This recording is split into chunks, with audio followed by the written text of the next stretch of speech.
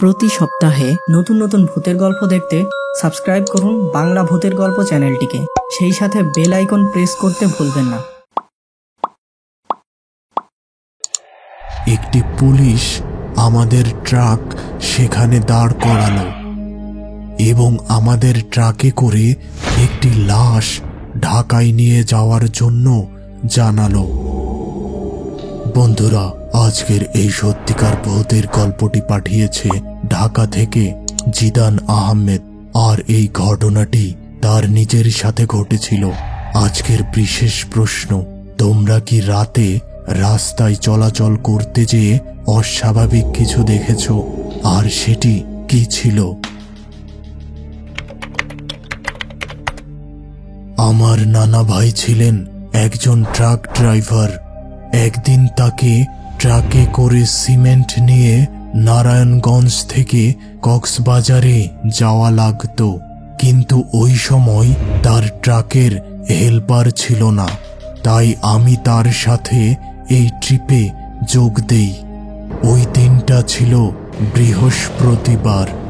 সারাদিন ও রাতে ট্রাক চালিয়ে আমরা কক্সবাজারে পৌঁছালাম রাত 3টার দিকে। আর এত রাত হওয়ায় আমাদের ট্রাকের মালামাল আনলোড করা সম্ভব হলো না। পরের দিন সকালে ট্রাকের মালামাল আনলোড করা শেষ হয়। এরপর আমরা বিকেলে ঢাকার উদ্দেশ্যে রওনা দেই। গভীর রাতে নানা ভাই ও আমার বেশ ঘুম আসছিল, তাই আমরা রাস্তার পাশের একটি চায়ের দোকানে ট্রাক থামিয়ে চা পান করা শুরু করি। চা পান করতেই ঘুম ঘুম ভাব একেবারে কেটে গেল। এবার আবার আমরা দুইজন ঢাকার দিকে রওনা দিলাম। কুমিল্লা শহরের একটু সামনেই একটি বাস দুর্ঘটনার শিকার হয়। এতে করে অনেক যাত্রী আহত হয়। রাত তখন প্রায় 2টা।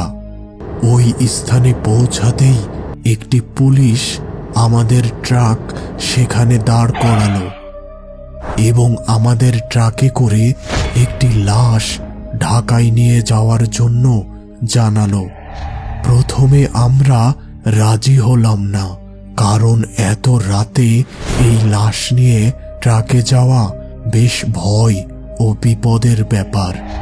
তবে অনেক অনুরোধের পর আমরা ওই লাশটি নিয়ে ঢাকায় যাওয়ার সিদ্ধান্ত নেই।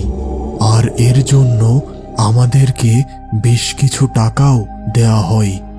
এবার আমরা লাশটিকে নিয়ে ঢাকার উদ্দেশ্যে রওনা হলাম, কিন্তু ওই লাশের সাথে আর কোনো মানুষ আসলো না।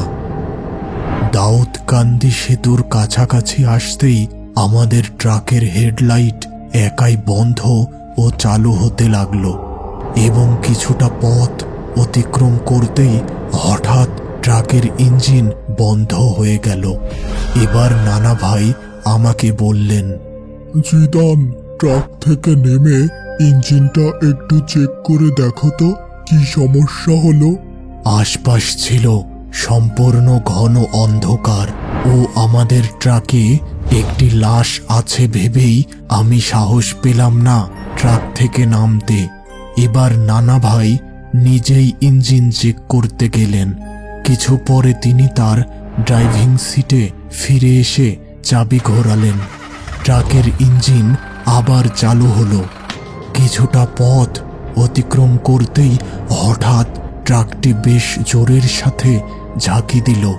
নানা ভাই বললেন, জিদান, দেখো তো পিছনে কি হয়েছে। তখন আমি লুকিং গ্লাসে তাকিয়ে দেখি একটি মানুষ আমাদের ট্রাকের পিছনে দৌড়ে চলে আসছে। আমি এই ব্যাপার নানাকে জানালাম। তিনি ভীষণ চিন্তিত হলেন ও ট্রাকের গতি বাড়িয়ে দিলেন। আমাদের ট্রাক বেশ গতিতে চলতে শুরু করলো, কিন্তু আমি লুকিং গ্লাসে ওই মানুষটিকে এখনো আমাদের ট্রাকের পিছনে দৌড়াতে দেখলাম। ভীষণ ভয়ের সাথে আমি ট্রাকের সিটে চুপ করে বসে থাকলাম। কিছু পর লক্ষ্য করলাম ওই মানুষটি আর আমাদের ট্রাকের পিছনে নেই। তবে আমাদের ট্রাকের গতি যেন একাই কমতে শুরু করলো। মনে হলো পিছন থেকে কেউ যেন আমাদের ট্রাকটি টেনে ধরেছে। এবার ট্রাকটিকে রাস্তার পাশের একটি চায়ের দোকানের কাছে থামানো হলো।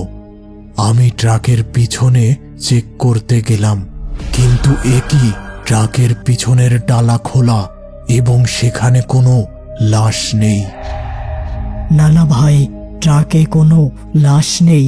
নানা ভাই দ্রুত ট্রাকের পিছনে ছুটে আসলেন। তিনিও দেখলেন ট্রাকে কোনো লাশ নেই। এমন সময় পিছনে তাকাতে দেখি কিছুটা দূরে একটি লোক দাঁড়িয়ে আছে। নানা ভাইও পিছন ফিরে দেখলেন এবং বললেন, জিদান, আমার মনে হচ্ছে লোকটার কোনো সাহায্যের প্রয়োজন। চলো ওই লোকটার কাছে যেয়ে জিজ্ঞাসা করি। এবার আমরা দুইজন ওই লোকটার দিকে এগিয়ে গেলাম, কিন্তু কাছে যেতেই দেখি আরে এ তো ওই মৃত ব্যক্তি যার লাশ এত সময় আমরা ট্রাকে করে আনছিলাম। আমরা দুইজন দৌড় দিয়ে সেখান থেকে চলে আসলাম চায়ের দোকানের পাশে। কিন্তু একই কোথায় চায়ের দোকান আর কোথায় আমাদের ট্রাক? চারিপাশ কেবল ফসলের মাঠ। কিছুক্ষণ আগের চায়ের দোকান ও আমাদের ট্রাকটি যেন বাতাসে মিলিয়ে গেছে। এমন সময় সামনে একজন মানুষ এসে হাজির। ভালো করে লক্ষ্য করে দেখলাম, আরে এ তো ওই চায়ের দোকানদার যার দোকানে কিছু সময় আগে আমি ও নানা ভাই চা পান করেছিলাম। হঠাৎ লোকটি আমাদের দুইজনের গলা চেপে শূন্যে উঠিয়ে ধরল। অনেক কষ্টে ছাড়া পেয়ে আমরা দুইজন দৌড় শুরু করলাম, কিন্তু বেশ কিছু সময় দৌড়ে আমরা আবার ওই একই স্থানে নিজেদের আবিষ্কার করলাম। এমন সময় হঠাৎ পিছন থেকে এক ভীষণ আঘাত অনুভূত হলো এবং সাথে সাথে আমি সেখানে জ্ঞান হারাই। পরদিন আমি নিজেকে একটি হাসপাতালের বিছানায় পাই। জানতে পারি আমি নাকি রাস্তার উপর অজ্ঞান অবস্থায় পড়েছিলাম। এলাকার স্থানীয়রা আমাকে হাসপাতালে নিয়ে আসে আর আমাদের ট্রাকটি রাস্তার পাশের একটি খালে পড়েছিল। এই ঘটনার কিছু মাস পরে আমি আবার নতুন একটি ড্রাইভারের সাথে ট্রাকের হেলপারি করা শুরু করি। কিন্তু সমস্যা হলো রাতের বেলা রাস্তায় আমি নানা প্রকার অদ্ভুত কিছু দেখতে পেতাম, আর সারাদিন এগুলো ভেবে আমি খুব ডিপ্রেশনে থাকতাম।